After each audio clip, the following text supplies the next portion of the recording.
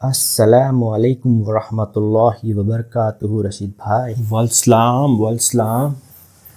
आओ बैठो शायर सुल्तान साहब, आपके इस इंतज़ार में था मैं शायरान सुनने।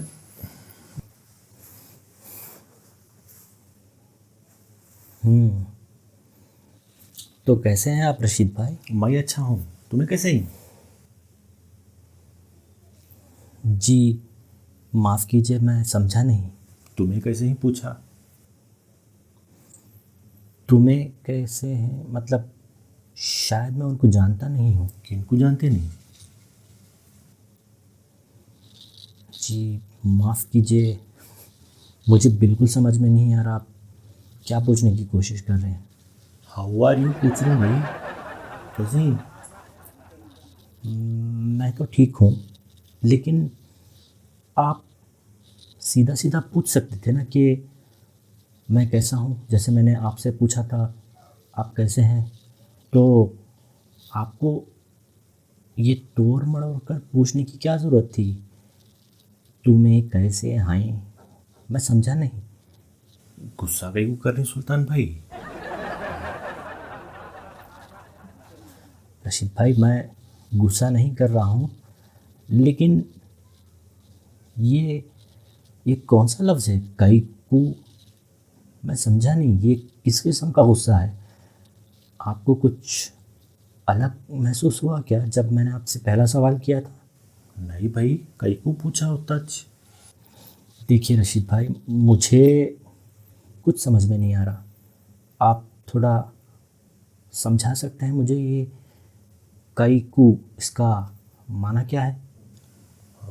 वाई गेटिंग एंग्री, समझ गया? जी आपका मतलब आप ये कहने की कोशिश कर रहे थे कि मैं गुस्सा क्यों कर रहा हूँ? तो आप सीधा सीधा कह सकते थे ना कि मैं गुस्सा क्यों कर रहा हूँ। तो ये काइकू ये सब यूज़ करने की मतलब इस्तेमाल करने की ज़रूरत क्या है? आप और आप बीच बीच में अंग्रेज़ी हुर्फ़ों और लफ्ज़ों को क्यों डाल रहे हैं? क्या है सुल्तान भाई, इतना मालूम नहीं तुम्हें? एक मिनट रशीद भाई, मैंने पित्ता तो सुना है जो लिवर के बगल में होता है। अब ये इत्ता क्या है मुझे बिल्कुल समझ में नहीं आ रहा। और आखिर में आपने एक लफ्ज़ कहा था तुम ना, तुम ना। तो आप क्या मेरी हर बात को झुटलाने की कोशिश कर रहे हैं? नहीं नहीं भाई, नहीं, मैं सिर्फ इतना बोला।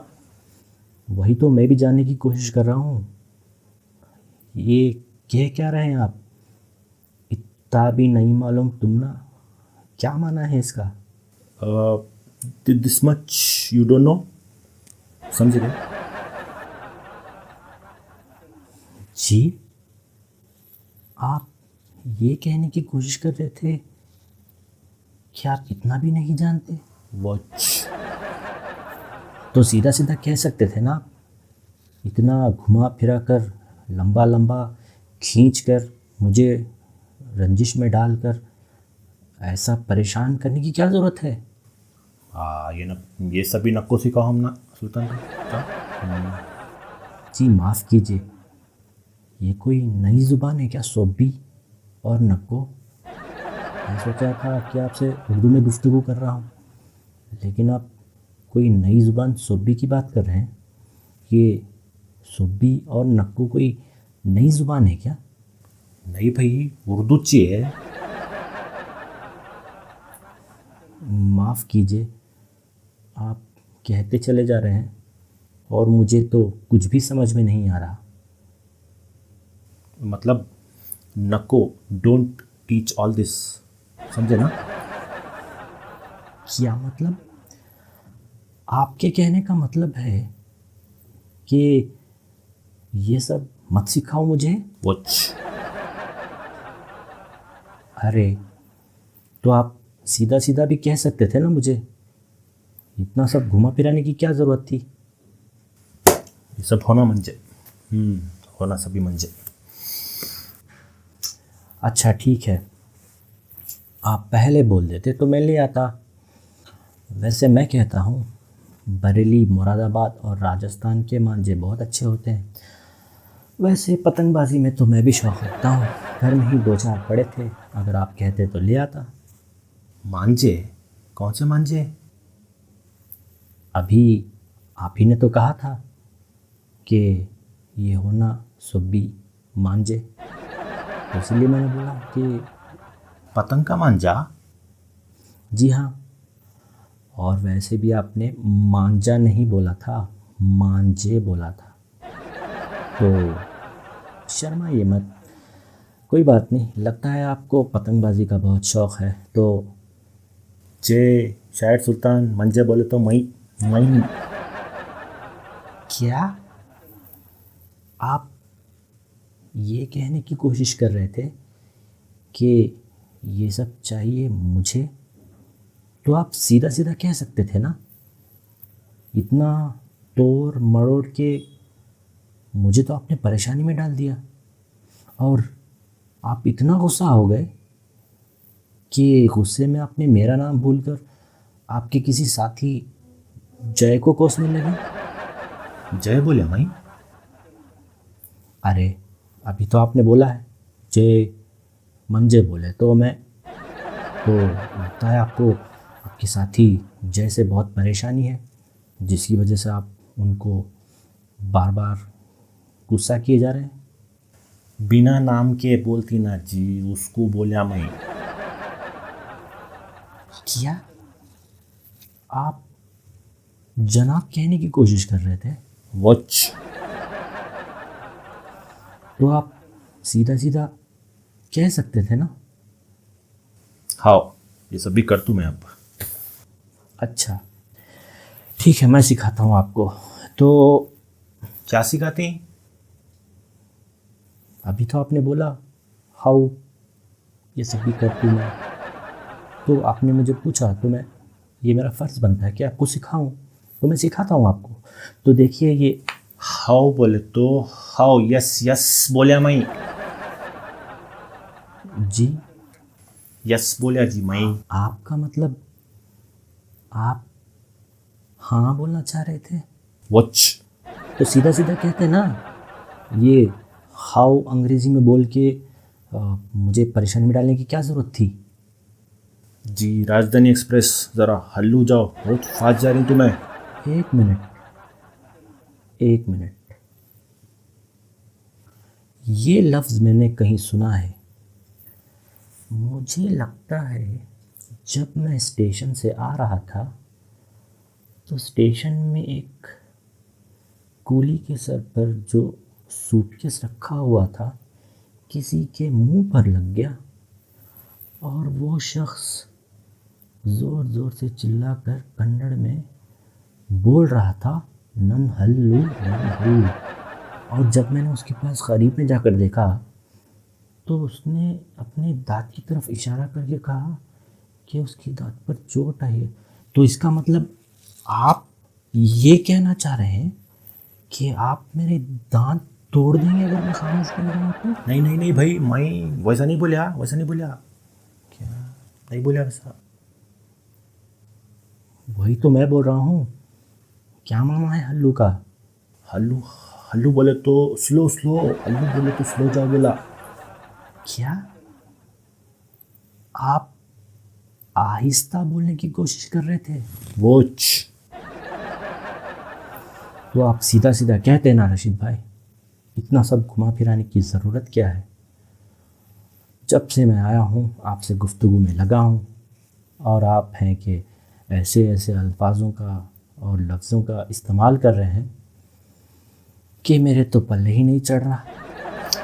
तुम्हारे से बात कर कर को हौला हो जातू मैं। एक मिनट रुकिए।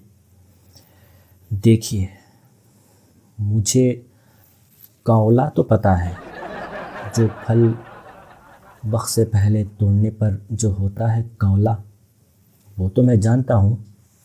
अब ये हौला क्या है मुझे नहीं पता।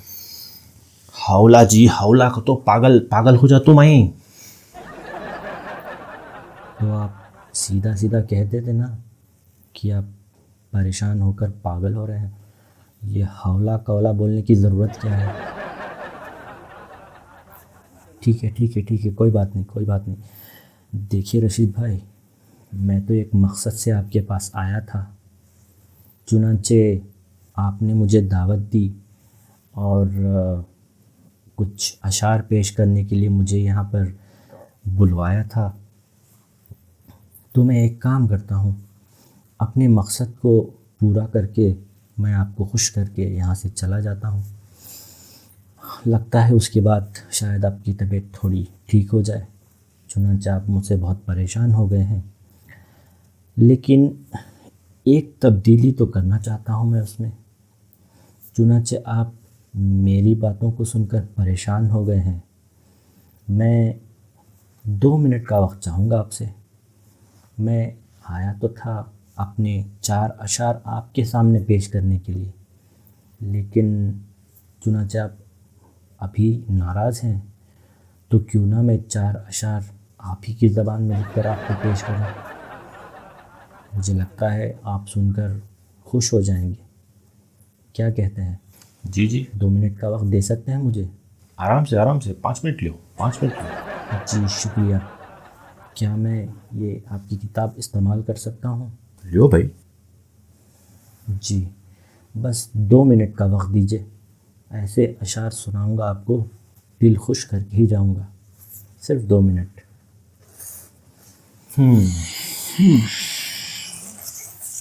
देखेंगे ऐसा क्या लिखती हैं जनाब।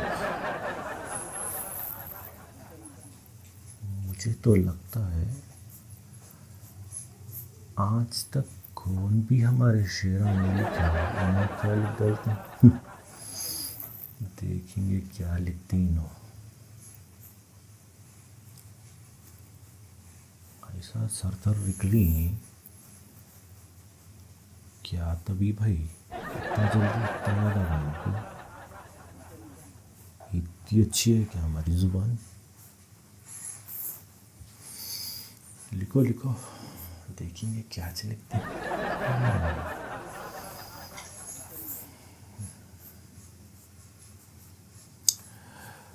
तब तक मैं ज़रा हिसाब डाल लेता हूँ।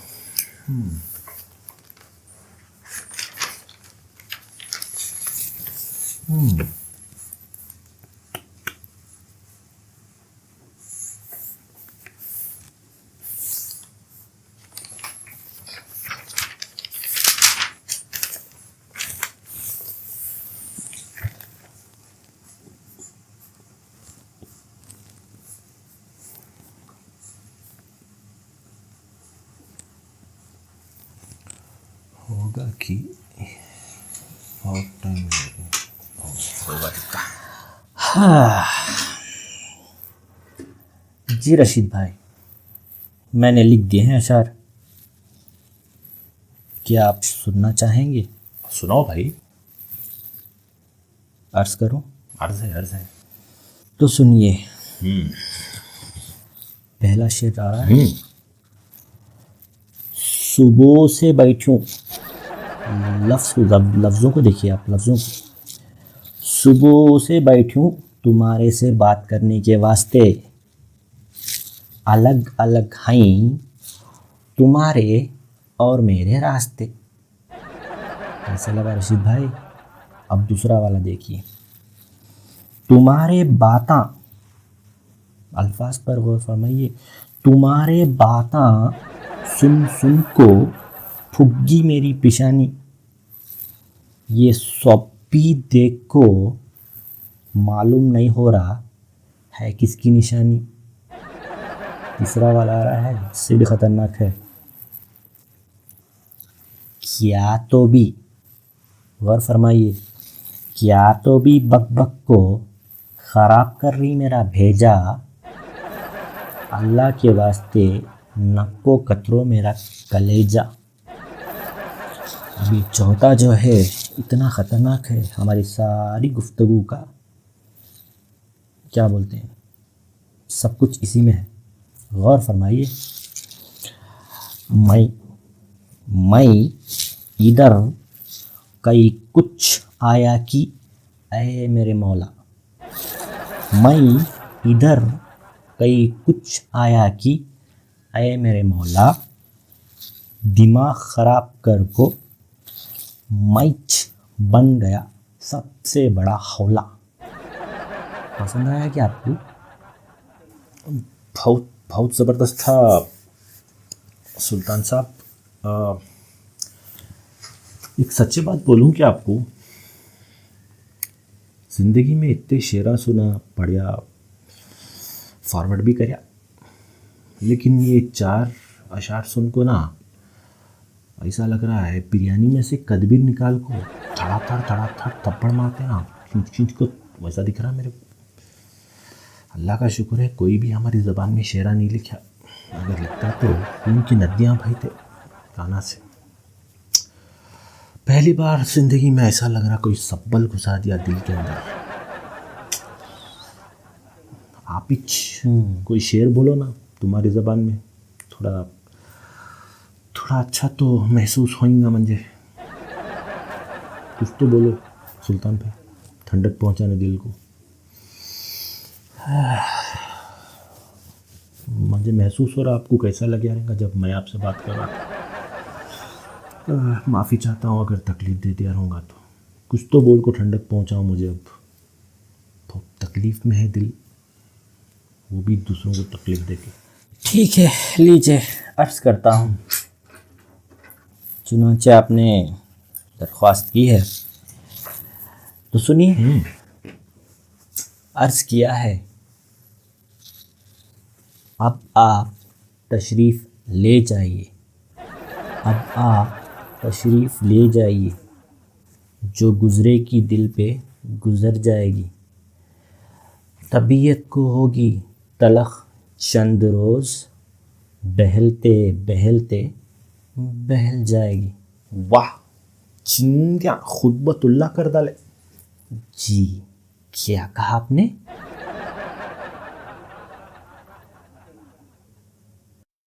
दोस्तों, बुजुर्गों और भाइयों, अस्सलाम वालेकुम वरहमतुल्लाहि वबरकातुहू। उम्मीद करता हूँ कि आपको ये छोटी सी वीडियो पसंद आई होगी। और इस वीडियो का मकसद ये नहीं था कि किसी को ऊपर उठाकर किसी को नीचा दिखाना या किसी का मजाक उड़ाना। ये एक हकीकत है जो मैं आपके सामने पेश करना चाह रहा था।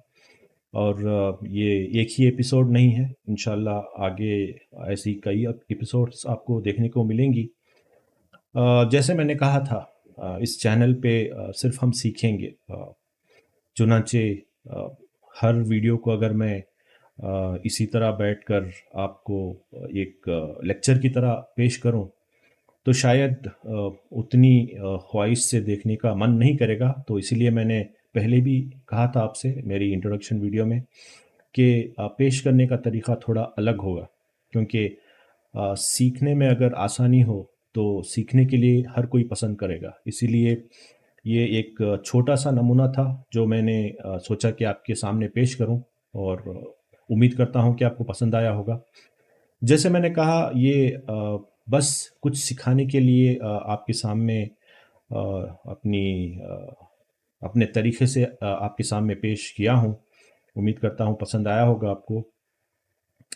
अ, मकसद ये था इस वीडियो का कि हमारे जुनूबी हिंद में जितनी भी रियासतें हैं, जैसे अब उठा लें तेलंगाना, आंध्र प्रदेश, कर्नाटक, तमिलनाडु, केरल, यहाँ ज़्यादातर बोले जाने वाली उर्दू को बोलते हैं दक्कनी उर्दू।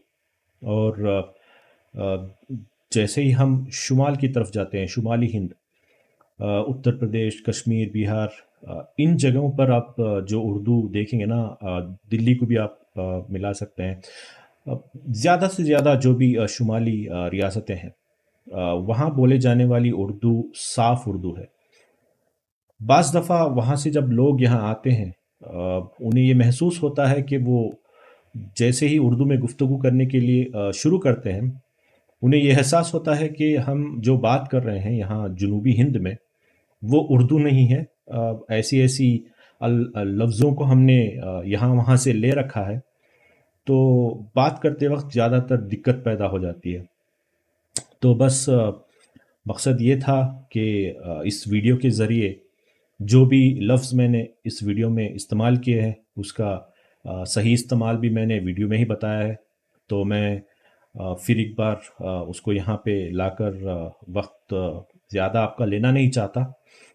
बस ये कहना चाहता हूँ कि ये शुरू कहाँ से हुआ।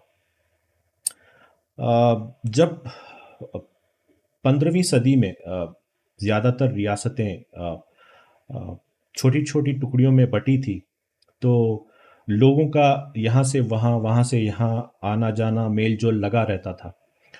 तो उस लिए हुआ ये कि चार पांच जो जुबानें हैं, आप ले लीजिए कन्नड़, तेलुगु, मराठी, गुजराती और तमिल भी आप ले सकते हैं यहाँ छोटी मोटी। तो हुआ यूं कि ज़्यादातर अल्फाज जो हैं इन ज़ुबानों से लेकर उर्दू में मिलाकर जब लोगों ने बात करना शुरू किया तो वो एक आदत सी बन चुकी थी। तो वो आदत बनकर अभी उसी उसी को हम इस्तेमाल में किए जा रहे हैं, किए जा रहे हैं। और उसी का नतीजा है कि जब शुमाली हिंद से लोग आते हैं जुनूबी हिंद में, तो इन ज़्यादातर रियासतों में बात करने जाने वाली उर्दू जो है दक्कनी उर्दू, वो बाज़ दफ़ा मुश्किलात पैदा करती है।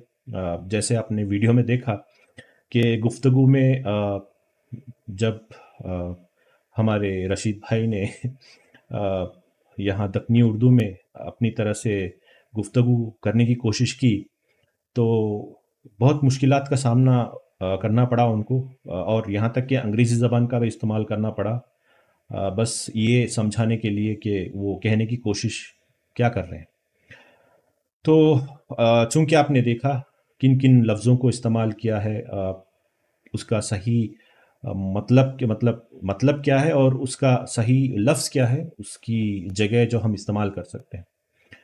तो बस अगर आप दक्कनी उर्दू को शुमाली जो साफ़ उर्दू है, जो असल में उर्दू जो ज़ुबान कहते हैं, उसे आप मुवाज़ना करके देखेंगे ना, तो इंशाल्लाह आपको पता चल जाएगा कि उर्दू इतनी मीठी ज़ुबान है। क्योंकि उर्दू में अगर आप बाज़ दफ़ा किसी को गुस्सा करके किसी पर भड़क भी उठे ना, तो सामने वाले को ऐसे नहीं लगता कि कोई इंसान आप पर गुस्सा हो रहा है। तो गुस्सा तो है, लेकिन जिस तरह से उसको पेश किया जाता है, उतना इंसान अपने आप को अ, टूटा हुआ नहीं पाता। लेकिन उसी जगह अगर आप दक्कनी उर्दू को देखें, मिठास में कही हुई बात भी कई दफ़ा इतनी कड़वी लगती है कि कई दफ़ा इंसान सुनने के बाद ये महसूस करता है कि भले वो बात इतनी मीठी भी क्यों ना हो, वो बाज़ दफ़ा ऐसी लगती है कि दिल को दुखा बैठती है। तो आप सोचिए, अगर इस ज़बान को बात अगर हम छोटे बच्चों के सामने बात कर कर उनके सरों में भी यही ज़ुबान बिठा रहे हैं, तो अल्हम्दुलिल्लाह उसी का नतीजा है कि हम आप सब उसी को इस्तेमाल करके उसी को आगे लेकर जा रहे हैं। तो मैं ये वीडियो के ज़रिए आपसे दरख्वास्त करता हूँ कि कोशिश करें कि अगर हर दिन छोटी से छोटी तब्दीली हम अगर अपने अंदर लाएं इस ज़ुबान को मिठास की तरफ ले जाने के लिए, तो अल्हम्दुलिल्लाह जल्द से जल्द मैं ये सोच सकता हूँ और ये देख सकता हूँ कि ज़्यादा से ज़्यादा हमारे जो जुनूबी हिंद में जितने भी रियासतें हैं, वहाँ पे हम तब्दीली ला सकते हैं। तो कोशिश कीजिए, कोशिश कीजिए कि अ, हर दिन इसको, ये जो लफ्ज़ हैं, अल्फाज हैं, उसको कैसे एक-एक करके हम अपनी ज़िंदगियों में तब्दीली के तौर पर इस्तेमाल करना शुरू करें, और देखें कि आगे चलकर इंशाअल्लाह जब हर कोई अ, उर्दू को असल उर्दू में जब गुफ्तगू करना शुरू करे, तो अल्हम्दुलिल्लाह नज़रिया ही कुछ और होगा।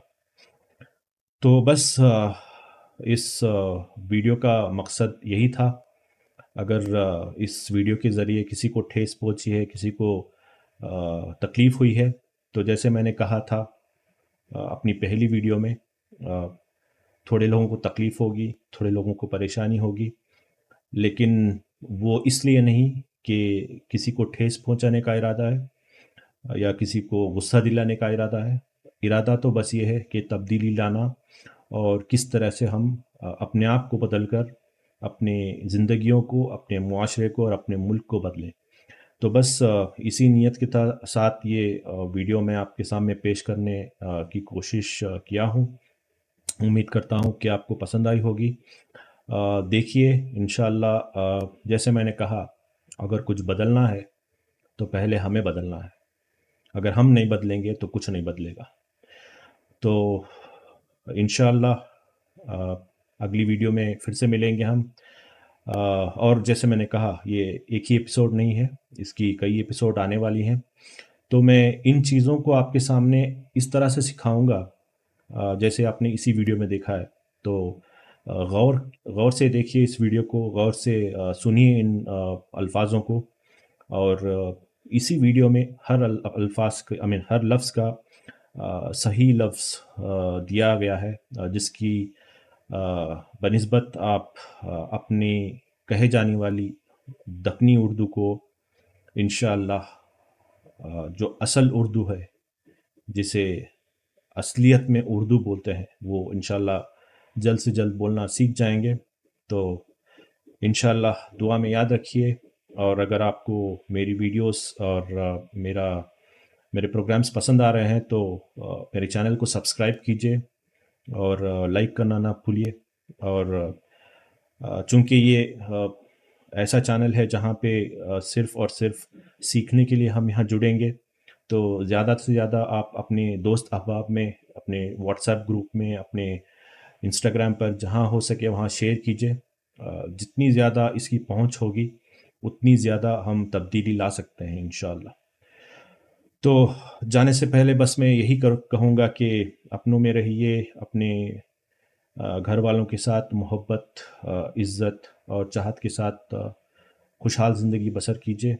अल्लाह हमें, आप और तमाम मोमिन व मोमिनात को खुशियों से और सेहत के साथ आबाद रखे। आमीन। अभी के लिए दीजिए इजाज़त।